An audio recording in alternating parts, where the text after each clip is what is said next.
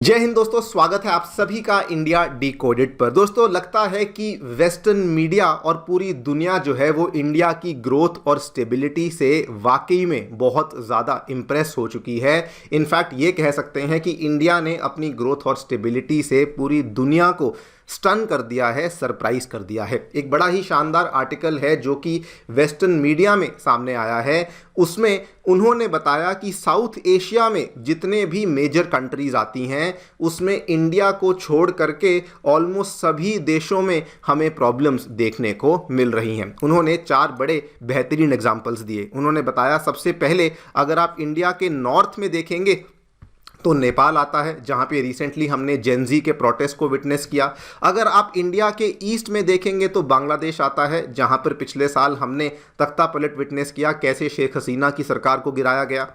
India के south में देखेंगे तो 3 साल पहले वहां पर भी बांग्लादेश जैसी सिचुएशन ही हुई थी, जब उनके प्रेसिडेंट को मजबूरन भागना पड़ा था बिकॉज प्रदर्शनकारियों के द्वारा प्रेसिडेंशियल पैलेस को ही स्टॉर्म कर दिया गया था। एंड ऑब्वियसली इंडिया के वेस्ट में सदाबहार हमारा पाकिस्तान है, जो कभी डिसअपॉइंट नहीं करता, जो दोस्तों शुरू से ही वहाँ पे कुछ ना कुछ प्रोटेस्ट, कुछ ना कुछ प्रॉब्लम चलती रहती है। और अभी जो सबसे लंबी प्रोटेस्ट वहाँ पे चल रही है वो इमरान खान के सपोर्टर्स की प्रोटेस्ट है, जो हमें देखने मिल रही है। लेकिन आर्टिकल ये कहता है कि इवन दो इंडिया चारों तरफ से ऐसे देशों से सराउंडेड है, लेकिन उसके बावजूद इंडिया में किसी प्रकार की भी प्रॉब्लम्स देखने को नहीं मिल रही। बल्कि आर्टिकल तो ये भी कहता है कि इंडिया के आसपास ये चारों ऐसी कंट्रीज हैं जो कि आज के टाइम पे उनकी जो अर्थव्यवस्थाएं हैं ये केवल और केवल IMF के भरोसे चल रही हैं। लेकिन इंडिया एक लौती ऐसी कंट्री है,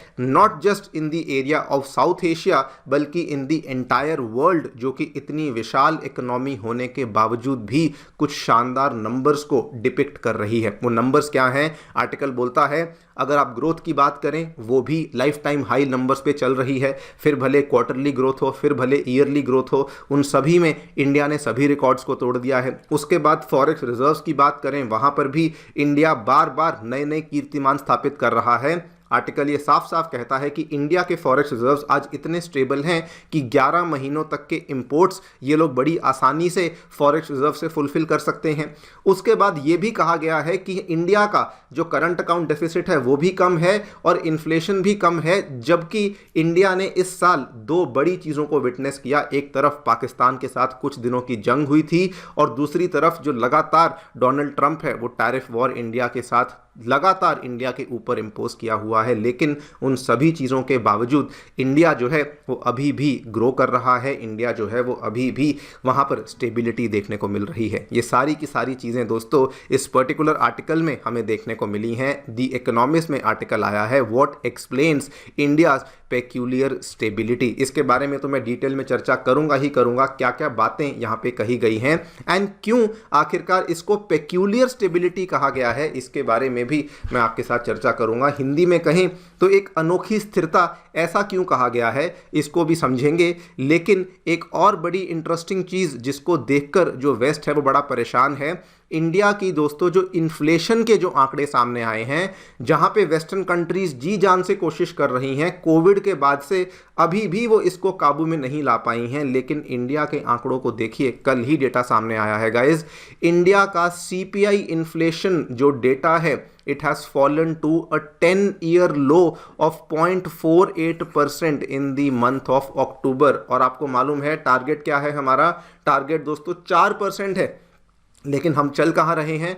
हम चल रहे हैं ओनली एंड ओनली एट 0.48%। और अगेन मैंने जानबूझकर आपको एक वेस्टर्न मीडिया का यहाँ पे स्निपेट दिखाया है। ऑब्वियसली इंडियन मीडिया तो इसे कवर कर ही रही है, लेकिन वेस्ट इस चीज़ से इतना ज़्यादा चकाचौंध हो चुका है, इतना ज़्यादा मैं कहूँगा कि स्टन हो चुका है कि even they do not know कि आखिरकार इंडिया में इस कैसी चीज़ें हो रही हैं कि इतनी ज़्यादा इंस्टेबिलिटी आसपास और पूरी दुनिया में होने के बावजूद भी कोई भी नंबर देख लीजिए, इन्फ्लेशन का डेटा देख लीजिए, इंडिया में सभी चीज़ें कंट्रोल में देखने मिल रही हैं। इसका ग्राफ भी आपको दिखा देता हूं, थोड़ा जूम करके दिखाता हूं। ये आप नंबर्स देखिए, 2014 में जब नई नई सरकार बदली थी उस टाइम पे दोस्तों आंकड़े थे अप्रॉक्सीमेटली 8.5 8.7% के आसपास। उसके बाद बीच में कई बार गिरा, बीच में कई बार बढ़ा भी, कोविड में ऑब्वियसली बहुत बढ़ गया था। उसके बाद फिर से स्टेबलाइज करने की कोशिश करी और आज आप देख सकते हैं दोस्तों, the number is at a staggeringly low number of only and only 0.48%। इसके बारे में भी हम चर्चा करेंगे कि क्या यहाँ पे वजह रही है कि यहाँ पर इतनी बड़ी गिरावट हमें महंगाई में देखने को मिली है। इसी पूरी चीज़ के बारे में हम लोग चर्चा करेंगे। व्हाट एग्जैक्टली उस आर्टिकल ने कहा है, क्या बदला है 2013 के बाद, कैसे इंडिया फ्रेजाइल 5 वाला जो टाइटल है, इंडिया उस टाइटल से निकल पाया। जिनको फ्रेजाइल 5 नहीं मालूम, 2013 में दोस्तों एक टर्म सामने आई थी जिसमें ब्राज़ील था, इंडोनेशिया था, टर्की था, साउथ अफ्रीका था और भारत था। और कहा जाता था कि ये 5 ऐसी कंट्रीज़ हैं कि ये ग्रो तो करती हैं लेकिन ये केवल और केवल अमेरिका के ही ऊपर डिपेंडेंट रह करके ग्रो करती हैं, इंडिपेंडेंटली ये ग्रो नहीं कर सकती। लेकिन आज आप खुद बताइए, क्या आपने पिछले कुछ सालों में कभी भी फ्रेजाइल 5 का नाम भी सुना है? आई एम श्योर आपने नहीं सुना होगा, बिकॉज हमने उस टाइटल को कंप्लीटली लेट गो कर दिया है। इन्हीं सब चीज़ों के बारे में चर्चा करेंगे। What exactly the article is saying, क्या क्या आंकड़े हैं, क्यों उसको पेक्यूलियर स्टेबिलिटी कहा जा रहा है, उसको भी समझेंगे। आइए शुरू करते हैं मेरे साथ। मेरा नाम है अनिरुद्ध। यदि आप लोग हमें फॉलो करना चाहते हैं, हमारे लेक्चर्स के अपडेट्स को प्राप्त करना चाहते हैं, तो यहाँ पर दिए गए टेलीग्राम चैनल्स के माध्यम से ऐसा कर सकते हैं। All right, directly coming to the news without any wastage of time. दोस्तों, वेस्ट जो है वो कंप्लीटली शॉक हो चुका है। वेस्ट का ये कहना है कि जहां एक तरफ मेजर इकोनॉमीज जो हैं वो एक तरफ इन्फ्लेशन को बैटल कर रही हैं, दूसरी तरफ उनकी ग्रोथ स्लो डाउन कर रही है, लेकिन इंडिया एक ऐसी रेयर मिक्स को डिस्प्ले कर रहा है कि जहां पर आउटपुट भी बढ़ रहा है, इन्फ्लेशन कम हो रही है और जो फॉरेक्स रिजर्व्स हैं वो भी इंडिया के लगातार बढ़ते जा रहे हैं। इसी पर्टिकुलर चीज़ को, इसी पर्टिकुलर कॉन्ट्ररी बिहेवियर को उन्होंने इंडिया के लिए जो वर्ड इस्तेमाल किया है, they are calling it a peculiar stability, यानी कि अनोखी स्थिरता। और ये बातें ऐसे ही नहीं कि किसी मीडिया हाउस ने बोल दिया या किसी से कहलवा दिया, जी नहीं, ये आंकड़ों के बेसिस पे बातें करी गई हैं। आपके सामने मैं आंकड़े बताता हूं। अगर हम ग्रोथ की बात करें, ग्लोबल एवरेज चल रही है 3%, एडवांस्ड इकोनॉमीज की एवरेज चल रही है मात्र और मात्र 1.5%। एडवांस्ड इकोनॉमीज अमेरिका, उसके बाद आपकी जर्मनी, उसके बाद यूके, इन सभी इकोनॉमीज को एडवांस्ड इकोनॉमीज कहा जाता है। इमर्जिंग मार्केट्स, इंडिया एक इमर्जिंग मार्केट थी, आज भी है, लेकिन इमर्जिंग मार्केट्स की भी आप औसतन ग्रोथ देख लीजिए, केवल 4% से ज़्यादा। चाइना 4.8%, जो कि बाय द वे नीचे आ चुका है। यूएसए लेस देन 2% और यूरोपियन यूनियन का एरिया तो दोस्तों 1% के आसपास ही हमें ग्रोथ देखने को मिल रही है। अब अगर आप इसी की तुलना में भारत के नंबरों को देखेंगे, जीडीपी ग्रोथ, अगर मैं एक तिमाही की बात करूं, Q1 की बात करूं, इस साल ऑलमोस्ट 8% के आसपास पहुंच गए थे, टू बी प्रिसाइज 7.8% था। और अगर आप पूरे साल का प्रोजेक्शन देखें जो कि IMF ने दिया है, it is a number of 6.6%। इस पूरे टेबल में आपको कहीं 6.6% नहीं मिलेगा, लेकिन इंडिया दोस्तों ब्राइटली शाइन कर रहा है with number of 6.6%। And the story does not and over here, because आप भले CPI देख लीजिए 0.48%, जिसमें कि हमारा टारगेट तो 4% था, लेकिन हम लोग बहुत नीचे चल रहे हैं। रेपो रेट केवल 5.5% पर है। यहाँ तो बल्कि मुझे ऐसा लगता है कि RBI घटाना चाहता है, लेकिन जानबूझ के नहीं घटा रहा, बिकॉज इंडिया में वो बात होती है ना कि नज़र लग जाएगी, शायद कुछ वैसा ना हो जाए। बिकॉज अगर RBI ने बहुत कम कर दिया तो कहीं ऐसा ना हो कि पूरी दुनिया भर के लोग जो हैं वो ये सोचें कि आखिरकार इंडिया में चल क्या रहा है। फाइनली फॉरेक्स रिजर्व्स $700 बिलियन पे, CAD only 0.2%, NPS, GST collection, ये सारे के सारे आंकड़े आपके सामने हैं जो क्लियर कट बताते हैं कि इतना कुछ चल रहा है। लेकिन उन सभी चीज़ों के बावजूद भी, इतनी अस्थिरता के बावजूद भी इंडिया में हमें ऐसे नंबर्स देखने को मिल रहे हैं। नाउ क्वेश्चन ये आता है कि ये हुआ कैसे और ये पेक्यूलियर इसको क्यों कहा जा रहा है। पेक्यूलियर कहा जाने के पीछे जो रीजंस हैं वो तो बड़े सिंपल हैं। असल में वेस्ट इस चीज़ को लेकर समझ नहीं पा रहा कि एक ऐसा साल जिसमें कि प्रेसिडेंट डोनाल्ड ट्रंप ने ट्रेड वॉर को चालू किया, और इस बार वो ट्रेड वॉर केवल चाइना के साथ नहीं थी बल्कि विश्व के हर देश के साथ थी, स्पेसिफिकली टारगेटिंग इंडिया, उसके बावजूद भी ऐसा कैसे हुआ। नंबर 2, वेस्ट ये समझ नहीं पा रहा कि जब ऑपरेशन सिंदूर हुआ, ऑलमोस्ट एक न्यूक्लियर स्टेट के साथ आप यहाँ पे जंग करने चले गए, लेकिन उसके बावजूद भी कोई प्रॉब्लम आपको क्यों नहीं आई। तो इसीलिए वो इस चीज़ से बहुत ज़्यादा सरप्राइज्ड हैं।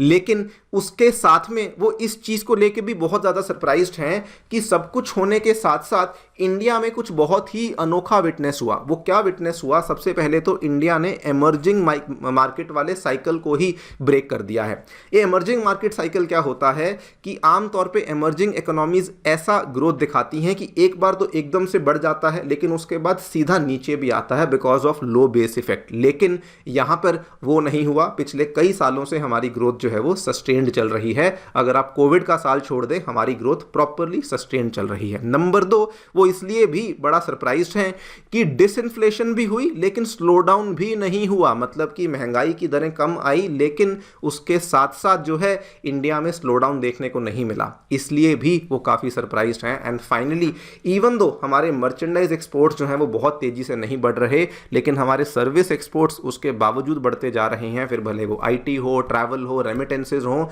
हर जगह पे हमें ग्रोथ देखने को मिल रही है। अब फाइनली आर्टिकल डिस्कस ये करता है कि आखिरकार ये सारी चीज़ें हो कैसे रही हैं। तो उन्होंने इसका जो वन वर्ड आंसर दिया है वो तो यही कहा है कि fiscal consolidation is the one word answer, जिसकी वजह से ये सारी की सारी चीज़ें इंडिया विटनेस कर रहा है। ऑब्वियसली कुछ और चीज़ें भी हैं जैसे कि जीएसटी को रैशनलाइज करना, जैसे कि सरकार में स्टेबिलिटी होना, ये सारी की सारी चीज़ें भी कहीं ना कहीं एक बहुत बड़ा योगदान प्ले कर रही हैं, जिसकी वजह से इंडिया में हमें ये सारी पॉजिटिव चीज़ें देखने को मिल रही हैं। नाउ आर्टिकल वैसे तो केवल इन्हीं चीज़ों की बात करता है, लेकिन मैं भी अपनी तरफ से कुछ चीज़ें इसमें ऐड ऑन करना चाहूँगा। हमने दोस्तों ये नंबर्स तो देख ही लिए जहाँ पर इंडिया अनडाउटेडली शाइन कर रहा है बहुत ब्राइटली, लेकिन इसके अलावा अगर आप परचेजिंग जो हमारा PMI इंडेक्स है, जो मैन्युफैक्चरिंग का परचेजिंग PMI है, उसको देखें, वहाँ पर भी आंकड़े बहुत शानदार हैं।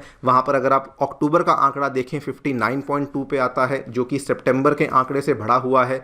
बल्कि अगस्त के आंकड़े में तो हमने क्या देखा था कि पिछले 17 साल का जो हमारा रिकॉर्ड था उसको ब्रेक किया था। सर्विस PMI, उसके एग्जैक्ट नंबर्स मुझे याद नहीं है, लेकिन वहाँ पर भी हम 59-60 के आसपास घूम रहे हैं, जो कि अगेन बहुत शानदार नंबर्स बताते हैं कि कहीं पर भी हमें प्रॉब्लम देखने को नहीं मिल रही है। और दोस्तों again there could be many reasons behind this, लेकिन अभी जो मैं समझता हूं कि एक बहुत बड़ा ट्रिगर पॉइंट बना है वो GST का रैशनलाइजेशन बना है, जिसकी वजह से अगेन हम ये सारे के सारे नंबर्स आज इतने बेहतरीन लाइट में देख रहे हैं। आगे क्या होगा वो तो खैर वक्त ही बताएगा, लेकिन एक चीज़ बड़ी क्लियर है कि वेस्ट इस चीज़ को लेके बहुत ज़्यादा शॉक्ड है, बहुत सरप्राइज्ड है कि आखिरकार इंडिया ये सब कैसे कर रहा है। आप लोग जो भी सोचते हैं मुझे ज़रूर बताएं कमेंट सेक्शन में। Thank you so much for listening. Stay tuned and stay safe.